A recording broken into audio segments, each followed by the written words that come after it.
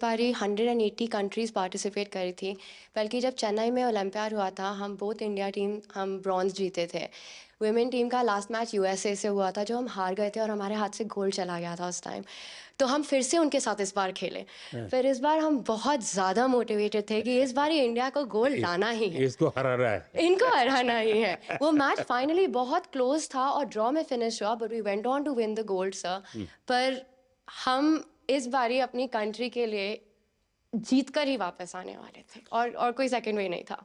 नहीं ये मिजाज होता है तभी तो विजय मिलता है। लेकिन जब इतने नंबर आ गए 22 में से 21 और 22 में से 19 तो बाकी खिलाड़ियों का या बाकी लोग जो इस खेल को ऑर्गेनाइज करते हैं उनका क्या रिएक्शन था? Sir I think Gukesh wants to answer that, but I just want to say one thing कि उसमें हमने इतनी कन्विंसिंगली जीता, स्पेशली ओपन टीम में। ऐसे लग रहा था कि कोई पास भी नहीं आ सकता है। हुँ, और हमारी वुमेन टीम में हम पहले 7 मैचेस जीतते गए, फिर थोड़ा छोटा सा सेटबैक आया, हमने रेजिलियंस दिखाई, हम वापस आए। पर हमारी ओपन टीम ने तो सर मतलब मैं क्या ही बताऊं, I think Gukesh being on board one was better to answer that, पर वो भाग के ले गए। हुँ।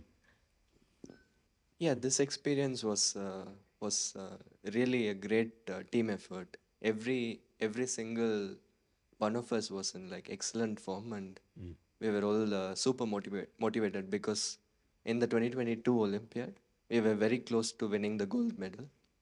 But then there was one game which which I had played and I could have won, which would have guaranteed gold medal. I unfortunately lost that game, and it was heartbreaking for everyone. So this time we were all super motivated, and from the start we were like, we are going to win this for the team, and yeah, really glad. अच्छा आपने कभी ये सोचा है कि कभी AI का उपयोग करके आप लोग अपनी गेम को करेक्ट कर सकते हैं या दूसरे की गेम को समझ सकें? Yes, sir.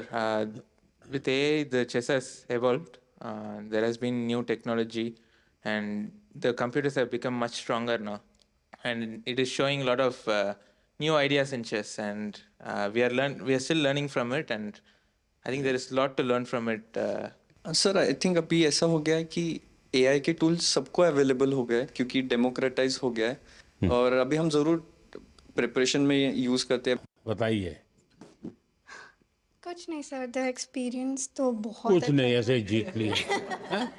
ऐसे ही आ गया गोल आ गया। नहीं सर, ऐसे नहीं आ गया, तो बहुत मेहनत किया है। आई थिंक मेरे सारे टीममेट्स ने, इवन मेंस ने बहुत हार्ड वर्क किया है to finally get to the stage. मैंने देखा आप में से कईयों के पिता माता डॉक्टर हैं।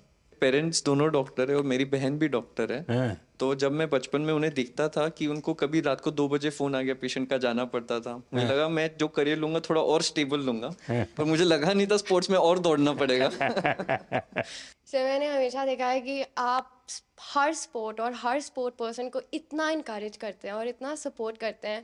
मुझे ऐसा लगता है कि आपका स्पोर्ट्स से बहुत बड़ा लगाव है, हर एक स्पोर्ट से। और मैं उसकी स्टोरी जानना चाहती हूँ, ऐसा क्यों? मैं आपको बताता हूँ। मैं ये इतना समझता हूँ कि कोई देश विकसित बनता है तो सिर्फ खजाने से नहीं बनता है कि उसके पास कितने पैसे हैं, कितने उद्योग हैं, जीडीपी कितना, इतने से नहीं बनता है। हर फील्ड में वो दुनिया में महारत होनी चाहिए। अगर फिल्म इंडस्ट्री है तो मैक्सिमम ऑस्कार हमारे यहाँ कैसे आते हैं, अगर साइंटिस्ट हैं या और किसी फील्ड में तो मैक्सिमम नोबेल हमारे पास कैसे आते हैं, वैसे ही खेल में भी मैक्सिमम गोल्ड हमारे बच्चे कैसे लाएं। ये जब होता है इतने सारे वर्टिकल, तब देश महान बनता है। मैं जब गुजरात में था तब भी मैं एक खेल महाकुंभ चलाता था, लाखों बच्चे खेलते थे उसमें, तो मैं बड़ी आयु के लोगों को भी खेलने के लिए प्रेरित करता था, तो उसमें से अच्छे बच्चे आगे आने लग गए। मेरा ये विश्वास है कि हमारे देश के नौजवानों के पास सामर्थ्य है। दूसरा मेरा मत है कि देश में समाज जीवन का जो अच्छा वातावरण बनाना है, तो स्पोर्ट्समैन स्पिरिट जिसको कहते हैं, वो सिर्फ स्पोर्ट्स के खिलाड़ियों के लिए नहीं है, वो कल्चर होना चाहिए, समाज जीवन में कल्चर होना चाहिए। हर रोज इतने बड़े बड़े डिसीजंस लेते हैं, तो आप क्या एडवाइस करेंगे हमारे लिए कि ये प्रेशर सिचुएशंस कैसे टैकल कर सकते हैं? देखिए, कोई भी खेल क्यों ना हो, कोई भी एक्टिविटी क्यों ना हो, फिजिकल फिटनेस बहुत मैटर करती है जी। में से बहुत लोग होंगे जो फिजिकल फिटनेस के लिए आपकी ट्रेनिंग होती होगी, आपके लिए खान पान के लिए बताया जाता होगा, भाई ये चीज़ें खाइए, ये चीज़ें खेलने से पहले इतना खाइए, मत खाइए, सब बताया जाता होगा आपको। मैं समझता हूँ कि अगर हम इन चीज़ों की आदत अगर डेवलप करते हैं तो इन सारी समस्याओं का पचा जाते हैं। देखिए, डिसीजन मेकिंग के लिए आपके पास बहुत इन्फॉर्मेशन होनी चाहिए, बहुत इन्फॉर्मेशन, और पॉजिटिव नेगेटिव सब होनी चाहिए। आपको पसंद आता है ऐसा ही सुनने का आदत लगती है, मनुष्य का स्वभाव होता है, जो अच्छा लगता है वही सुनता है, तो वो फिर डिसीजन में गलती होती है।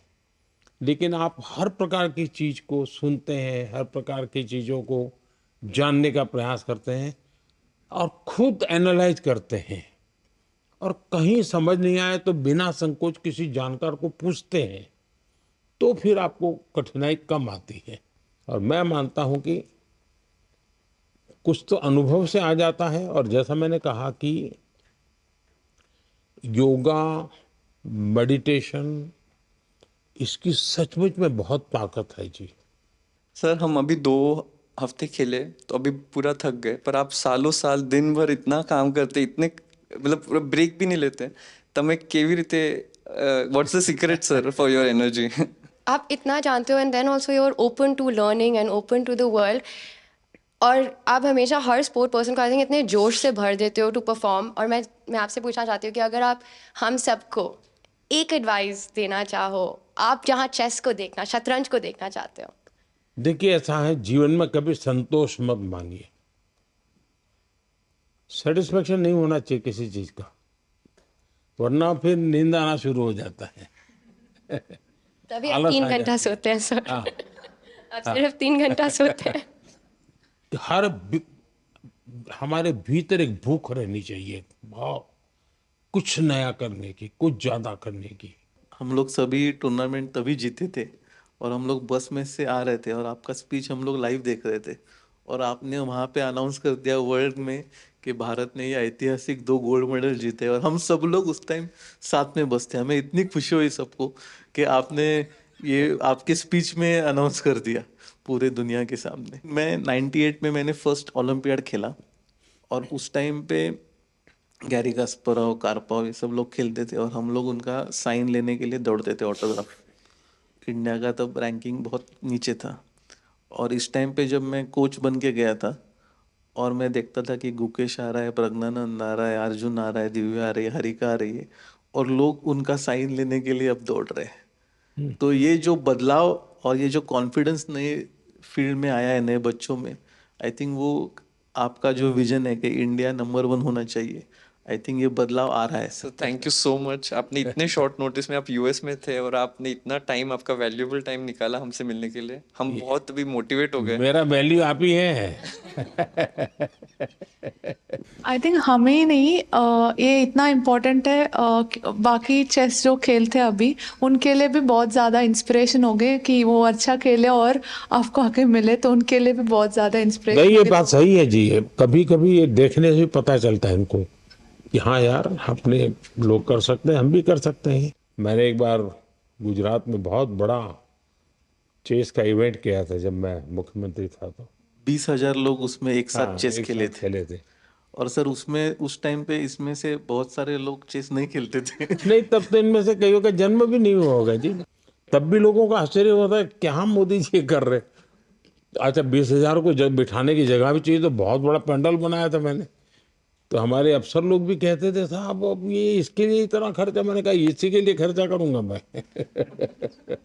सर, आपने जब इतना मुझे एनकरेज किया ये, तो मैं इतना खुश हो गई थी कि मैंने कहा अब तो मुझे पूरी जान लगा देनी है चेस में, और मुझे अब तो इंडिया के लिए हर समय मेडल जीतने हैं। वाह। और मुझे मतलब मैं तब बहुत ज़्यादा ही खुश थी, और फिर तब आपने एक तो उसी में थी तुम। हाँ। हाँ, और ये तब आपने साइमल ऑर्गेनाइज किया था और बहुत सारी लड़कियां खेल रही थी तब। वाह, तो उस समय तुम्हें वहां कैसे ले आए थे? तब मैं एशियन अंडर 9 जीती थी, तो किसी ने मेरी मम्मी से कहा कि बहुत बड़ा इवेंट हो रहा है गुजरात में गांधीनगर में, तो मुझे तब बुलाया था। तो ये मैं रख सकता हूँ ना? यस सर, फ्रेम करवाना था बट इतना फ्रेम करवा के देना था आपको, बट नहीं बेटा, कोई चिंता नहीं। हाँ, ये मेरे लिए बहुत अच्छी मेमोरी है।